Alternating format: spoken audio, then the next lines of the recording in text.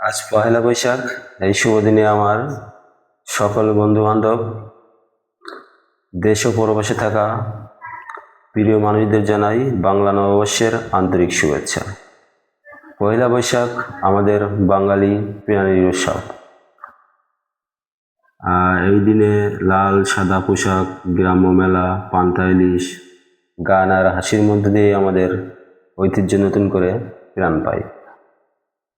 শহরের কোলাহল হোক কিংবা গ্রাম্য পরিবেশ, সবখানে ছড়িয়ে পড়ে আনন্দ আর মিলেমিশে থাকার বার্তা।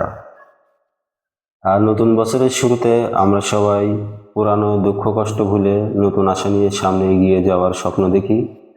দূরে থাকলেও কিংবা পরবাসে থাকলেও মনের টান আর ভালোবাসা আমাদের সবসময় এক করে রাখে। আমি দোয়া করি এই নতুন বছর সবার জীবনে সুখ, শান্তি, সুস্থতা আর সফলতা নিয়ে আসুক। এটাই প্রত্যাশা করি, এটাই কামনা করি। সবাই ভালো থাকুক, প্রিয়জনদের সাথে থাকুক।